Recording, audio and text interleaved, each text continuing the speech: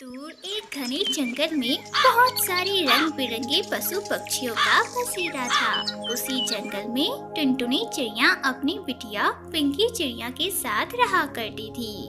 गर्मियों का मौसम चल रहा था और इतनी तपती गर्मी में जंगल के सभी पक्षी बहुत परेशान थे। मम्मा, कितनी गर्मी है। जंगल में तो सभी जगह बस धूप ही धूप है। मम्मा, बारिश कब होगी? अगर बारिश हो जाती तो मौसम ठंडा हो जाता। बारिश का मौसम आने में अभी बहुत समय है बिटिया। तू मेरे पास आ, मैं तुझे पंखा से हवा कर देती हूँ। फिर देखना तुझे गर्मी नहीं लगेगी। मम्मा, चलो ना नदी किनारे चलते हैं। वहाँ पर तो बहुत ठंडी ठंडी हवाएं चलती हैं। पिंकी चिड़िया अपनी माँ टुनटुनी चिड़िया के साथ नदी किनारे ठंडी ठंडी हवा खाने चली जाती है। पर अचानक से तेज तूफान और बारिश होने लगती है, जिसे देखकर सभी पक्षी बहुत खुश होते हैं। पर देखते ही देखते बारिश अपना एक विकराल रूप लेने लगती है और बहुत तेज बारिश होती है। मम्मा, बहुत तेज बारिश हो रही है। मम्मा, चलिए हम दोनों घर चलते हैं, नहीं तो हम यहीं फंस जाएंगे। फिर टुनटुनी चिड़िया अपनी बिटिया पिंकी चिड़िया को अपने साथ लेकर जल्दी से उड़ती हुई अपने घर पहुंचती है। पर वहां पहुंचती ही दोनों माँ बेटी परेशान हो जाती है। अरे मम्मा, हमारा घर कहाँ है? मम्मा, हमारा घर कहाँ गया? मम्मा, कहीं इस बारिश में हमारा घर टूट तो नहीं गया? हे भगवान, ये तूने क्या कर डाला? तूने गर्मी से तो हमें राहत दे दी, पर इतनी तेज बारिश में मेरा घर तोड़ डाला। अब मैं इतनी तेज बारिश में अपनी बिटिया को लेकर कहाँ जाऊँ भगवान? मासूम सी टुनटुनी चिड़िया अपनी बिटिया पिंकी चिड़िया को अपने साथ लेकर तेज बारिश में इधर उधर भटकने लगी। तभी उसे कालू कौवे का लकड़ी का घर दिखाई दिया, तो वह उससे मदद मांगने गई। कालू भैया, अरे ओ कालू भैया, जरा दरवाजा तो खोलो। मेरी बेटी और मैं दोनों इस बारिश में भीग रहे हैं। हमारा घर टूट गया है भैया, हमारी मदद करो। चल भाग यहाँ से। मेरा घर कोई धर्मशाला नहीं है जो मैं तुम दोनों माँ बेटी को अपने घर में रखूं। चल जा यहाँ से और कहीं और जाकर अपना आसरा ढूंढ। बहुत देर तक टुनटुनी चिड़िया और उसकी बेटी पिंकी चिड़िया बारिश में भीगती रहती है। पर तभी टुनटुनी चिड़िया को एक छोटी सी कुटिया दिखाई देती है।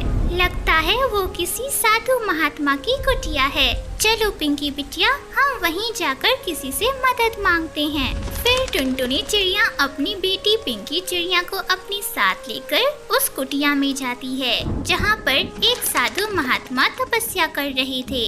बाबा, हमें आपकी मदद चाहिए। इस तेज तूफान और बारिश की वजह से मेरा घोंसला टूट गया और जंगल के किसी भी पक्षी ने हमारी मदद नहीं की। बाबा, आप तो हमारी मदद कीजिए। कोई बात नहीं है बिटिया, जब तक यह बारिश रुक नहीं जाती तब तक तू मेरे इस कुटिया में रह सकती हो। बाबा जी, आपसे एक बात पूछूं?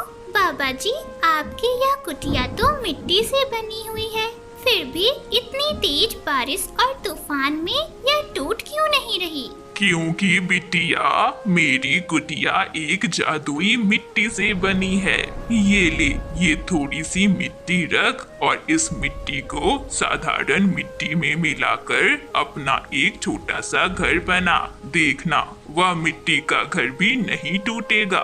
देखते ही देखते सुबह से शाम हो जाती है और जंगल में बारिश भी थम जाती है। फिर टुनटुनी चिड़िया अपनी बिटिया पिंकी चिड़िया के साथ मिलकर बाबा के दिए हुए जादुई मिट्टी से अपना एक प्यारा सा मिट्टी का घर बनाती है और उसी में दोनों माँ बेटी खुशी खुशी अपनी आगे की जिंदगी बिताने लगती है।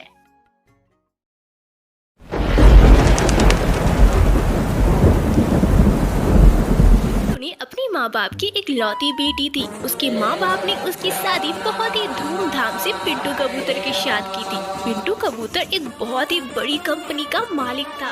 टुनटुनी अपने पति पिंटू कबूतर और अपनी सास बबली के साथ ससुराल में बहुत खुश थी।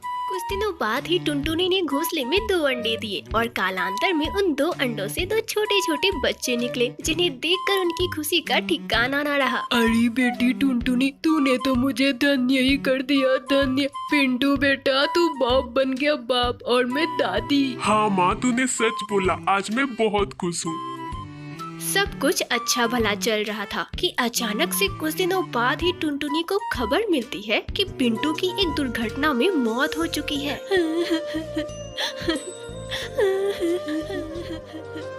अरे बहू, किसका फोन है? कुछ तो बोल बहू, क्या हुआ, क्यों रो रही है? माँ जी सब खत्म हो गया, माँ जी सब बर्बाद हो गया। पिंटू जी की एक तेज तूफान आ जाने के कारण मौत हो गई माँ जी। अरे बहू, तुझे गलत जानकारी मिली है, कोई तुझसे मजाक कर रहा होगा। ला दे फोन, मैं बात करती हूँ। बबली टुनटुनी के हाथ से फोन ले लेती है। क्या बात है कालू, क्यों तू टुनटुनी को ऐसे परेशान कर रहा है, और क्या बोला तूने बहू से? आंटी जी, ये बात सच है, पिंटू की मौत हो चुकी है। यह बात सुनकर बबली रोने लग जाती है और पूरे घर में उदासी छा जाती है। समय बीत जाता है और धीरे धीरे अब बरसात का महीना भी शुरू हो जाता है। रोज तेज तूफान और बारिश होने लगती है। एक रात टुनटुनी अपनी माँ जी से बोलती है, माँ जी कितने दिनों से लगातार बारिश हो रही है और हमारा यह घर कितना पुराना और कमजोर है। मुझे डर है माँ जी, कहीं यह टूटकर गिर न जाए। हाँ टुनटुनी बहू, तूने बिल्कुल सही बोला। कल ही मैं कालू से बात करके इसकी मरम्मती करवा लेती हूँ। ठीक है माँ जी, बहुत रात हो गई है, अब मैं खाना लगा देती हूँ। बच्चों आओ खाना खा लो। सभी खाना खाते हैं और अपने अपने घोंसले में सो जाते हैं, पर टुनटुनी की आंखों में नींद ना थी। पिंटू जी, आपने तो बोला था कि आप हमें छोड़कर कभी नहीं जाएंगे। पिंटू जी देखिए ना, हमारी हालत कैसी हो गई है, आप आ जाओ ना पिंटू जी। टुनटुनी अपने पति पिंटू के ख्यालों में खोई हुई थी कि तभी अचानक से उसे कुछ टूटने की आवाज आती है। वह जल्दी से अपनी सास बबली के पास जाती है और उसे उठाते हुए बोलती है, माँ जी जल्दी उठिए, यह घर टूटने वाला है, माँ जी जल्दी उठिए। हाँ टुनटुनी बहू, जल्दी भाग जल्दी घर से, यह घर गिरने वाला है। भाग जल्दी, बच्चों को ले और भाग जा। बच्चे तो भी बहुत छोटे हैं बहू, यह कैसे बारिश का सामना कर पाएंगे? माँ जी मैं हूँ ना, आप बच्चों की चिंता मत करिए, आप जल्दी घर से बाहर निकलिए। घर से बाहर निकलती है कि तभी अचानक से घर धड़ाम से नीचे गिर जाता है और पूरी तरह टूट जाता है। टुनटुनी बहू, कहाँ हो टुनटुनी बहू? माँ जी मैं यहाँ हूँ। टुनटुनी और उसके दोनों बच्चे सुरक्षित थे। टुनटुनी ने अपने दोनों बच्चों को टोकरी में ले लिया था और वह किसी तरह उड़ रही थी। उसके बाद सभी लोग कालू कौवे के घर पर जाते हैं। अरे कालू बेटे, हमारा झोपड़ी टूट गया है बेटा, हमारे पास अभी कहीं भी रहने की जगह नहीं है, क्या हम लोग यहाँ पर रह सकते हैं बेटा? अरे नहीं, मेरे पास बिल्कुल भी जगह नहीं है और मेरी झोपड़ी भी बहुत कमजोर है, चलो जाओ यहाँ से। अरे बेटा, ये कैसे बोल रहे हो तुम? मेरा बेटा तो तुम्हारा कितना अच्छा दोस्त था बेटा। अरे ओ बुढ़िया, वो मेरा कोई दोस्त नहीं था, मैं तो बस उससे पैसे ठगने के लिए उसके साथ रहा करता था। हाँ चल भाग यहाँ से, मेरी झोपड़ी में तुम लोगों के लिए कोई जगह नहीं है, निकल यहाँ से। क्या बोला तूने? तू सिर्फ पैसे के लिए मेरे पास था? आवाज सुनकर टुनटुनी और बबली दोनों ही पीछे पलटकर देखते हैं तो उनकी खुशी का ठिकाना नहीं रहता है। बेटा, मेरा बेटा आ गया, मेरा बेटा वापस आ गया। पिंटू जी आप आ गए। हाँ टुनटुनी, मैं आ गया। माँ, तेरा बेटा आ गया, अब तू खुश है ना? अब चल जल्दी, बारिश बहुत ज्यादा है, चल कहीं सुरक्षित स्थान पर चलते हैं। पिंटू कबूतर टुनटुनी बबली और दोनों बच्चों को अपने साथ लेकर एक बहुत बड़े घर में जाता है और उसे अपनी सारी कहानी बताता है कि कैसे उसकी मदद एक बुलबुल ने की। माँ, ये बुलबुल है और इसी ने मेरी जान बचाई। माँ, मैं समुद्र में बहता हुआ इसी के घर के किनारे पहुँचा तो इसने मेरी देख रेख की। मैं तो कई महीनों तक होश में ही नहीं आया माँ, और जब मैं होश में आया तब आप सभी के पास दौड़ा चला आया। बबली और टुनटुनी ने बुलबुल को शुक्रिया किया। उसके बाद पिंटू कबूतर अपने परिवार के साथ फिर से हंसी खुशी रहने लग जाता है। तो फ्रेंड्स, यदि हमारी आज की कहानी, क्या आप बता सकते हो कि पिंटू कबूतर की मदद किसने की थी? आप अपना आंसर हमें कमेंट में बताना मत भूलिएगा। और ये वीडियो पसंद आए तो हमारे चैनल को लाइक एंड सब्सक्राइब। चंदनवन जंगल में रानी चिड़िया अपने माता पिता के साथ रहा करती थी। रानी चिड़िया का पिता राजू कबूतर सब्जियां बेचने का काम किया करता था। एक दिन जब राजू कबूतर सब्जियां बेचने के लिए जा रहा था, तभी अचानक से वह बेहोश होकर गिर जाता है। अरे रानी बिटिया जल्दी आ, देखना तेरे पिता को क्या हो गया है। अरे राजू जी क्या हो गया है? अभी तो आप अच्छे भले थे, अचानक से बेहोश क्यों हो गए? राजू जी अपनी आंखें खोलो ना राजू जी। अरे माँ तुम रोना बंद करो, हम बाबा को लेकर अभी अस्पताल चलते हैं। तुम रोना बंद करो माँ। दोनों माँ बेटी जल्दी से राजू कबूतर को अपने साथ लेकर जंगल के अस्पताल पहुँचते हैं, जहाँ चेकअप के दौरान यह पता चलता है कि राजू कबूतर के आधे शरीर ने काम करना बंद कर दिया है। बहन जी मैंने आपके पति का चेकअप कर लिया है और हाँ मैंने कुछ दवाइयाँ भी लिख दी है। आप इन दवाइयों को खरीद कर अपने पति को समय से देते रहिएगा। और हाँ अगर ईश्वर ने चाहा तो बहन जी आपके पति जल्द ठीक हो जाएंगे। दुखी मन से टुनटुनी चिड़िया अपने पति राजू कबूतर को अपने साथ लेकर वापस घर आ जाती है। राजू जी अब आप आराम करो, तब तक मैं भोजन बना लेती हूँ। काफी देर हो गई है ना, और आपको खाना खिलाकर दवाइयाँ भी तो देनी है।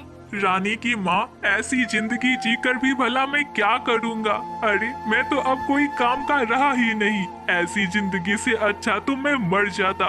टुनटुनी मुझे तुम जहर देकर मार डालो, मैं तुम सभी पर बोझ बन चुका हूँ, बोझ। खबरदार, अगर आज के बाद आपने ऐसा बोला ना तो मुझसे बुरा कोई नहीं होगा। राजू जी देखना आप पहले की तरह बिल्कुल ठीक हो जाओगे और काम भी करने लगोगी। मैं दवाइयाँ दे रही हूँ ना, देखना ना पहले की तरह सब कुछ ठीक हो जाएगा। राजू जी बस आप हिम्मत रखो। रानी बिटिया के लिए मैंने क्या क्या सपने देखे थे। मैंने सोचा था कि इस बार रानी बिटिया की शादी में बड़े ही धूमधाम से करूंगा, पर ईश्वर को तो देखा नहीं गया। पता नहीं उसने मेरे किस कर्मों की सजा दी है मुझे। राजू जी ऐसे कैसे काम चलेगा? राजू जी आप हिम्मत रखो और ये सब बात भुला दो। देखो मैं आपके लिए गर्मा गर्म भोजन लेकर आती हूँ। भोजन करो और समय से दवाइयाँ लेते रहो, देखना सब कुछ पहले की तरह ठीक हो जाएगा। टुनटुनी चिड़िया अपने पति राजू कबूतर को बहुत हिम्मत देती है, पर खुद दूसरे कमरे में जाकर फूट फूट कर रोने लगती है। पता नहीं हमारे हंसते खेलते घर को किसकी नजर लग गई। मेरे पास तो उतने पैसे भी नहीं है कि मैं तेरे बाबा का इलाज शहर के बड़े अस्पताल में करवा सकूं। पता नहीं अब दवाइयों का खर्च और घर का खर्च कैसे संभालूंगी मैं। मुझे तो कुछ समझ ही नहीं आ रहा। अरे माँ तुम क्यों रो रही हो? माँ मत रो ना, अगर तुम ही ऐसे रोने लगोगी तो बाबा का हौसला कौन बढ़ाएगा? माँ माँ देखना ना सब कुछ पहले की तरह ठीक हो जाएगा। माँ मैं हूँ ना, देखना मैं सब कुछ संभाल लूंगी। और रहा खर्च की बात तो दोनों मिलकर काम करेंगे माँ, और पापा को देखना जल्द ठीक कर लेंगे और शहर के बड़े अस्पताल में उनका इलाज करवाएंगे माँ। इस तरह कुछ दिन बीत गए, पर रानी चिड़िया को यह समझ ही नहीं आ रहा था कि आखिर वह काम करे तो क्या करे। एक दिन वह बाजार जाती है तो देखती है कि छोले भटूरे की एक दुकान पर ग्राहकों की लंबी चौड़ी लाइन लगी हुई है। आज मैं एक काम करती हूँ, बाबा के लिए बाजार से छोले भटूरे लेकर जाती हूँ। बाबा मुझे बता रहे थे कि कई दिनों से दवाइयाँ खाकर उनके मुंह का स्वाद बिगड़ गया है। अगर थोड़ा चटपटा खा लेंगे तो उनके मुंह का स्वाद ठीक हो जाएगा। इतना सोचकर रानी चिड़िया छोले भटूरे की दुकान से एक प्लेट गर्मा गर्म छोले भटूरे पैक करवा लेती है और उसे अपने साथ लेकर वापस घर आ जाती है। अरे रानी बिटिया ये तेरे हाथ में क्या है? माँ ये छोले भटूरे है और मैंने बाबा के लिए लाया है। इसे बाबा खाएंगे ना तो उन्हें थोड़ा अच्छा लगेगा। रानी बिटिया डॉक्टर ने उन्हें बाहर का खाना खाने से मना किया है। मेरे पास सब्जियां हैं और चने भी भिगो के रखे हैं। रुक मैं बाजार की तरह ही उनके लिए छोले भटूरे बना देती हूँ। इतना बोलकर टुनटुनी चिड़िया रसोई घर में जाती है और राजू कबूतर के लिए गर्मा गर्म छोले भटूरे बनाती है और राजू कबूतर के साथ साथ रानी चिड़िया को भी छोले भटूरे खाने को देती है। रानी बिटिया ये देख मैंने छोले भटूरे बना दिए, जरा इसे चख कर बता कैसी बनी है। वाह माँ वाह, ये तो बाजार के छोले भटूरे से भी ज्यादा स्वादिष्ट है। माँ, हम एक काम करते हैं, कल ही बाजार में छोले भटूरे का एक ठेला लगा देते हैं और मिलकर छोले भटूरे बेचते हैं। टुनटुनी चिड़िया रानी चिड़िया की यह बात सुनकर बहुत खुश होती है और अगले ही दिन दोनों माँ बेटी बाजार में छोले भटूरे का ठेला लगा देती है। ग्राहकों को टुनटुनी चिड़िया के बनाए हुए छोले भटूरे बहुत पसंद आते हैं और इस तरह छोले भटूरे बेच के टुनटुनी चिड़िया अपने घर का खर्च चलाने लगती है और अपने परिवार के साथ अपनी आगे की जिंदगी खुशी खुशी बिताने लगती है।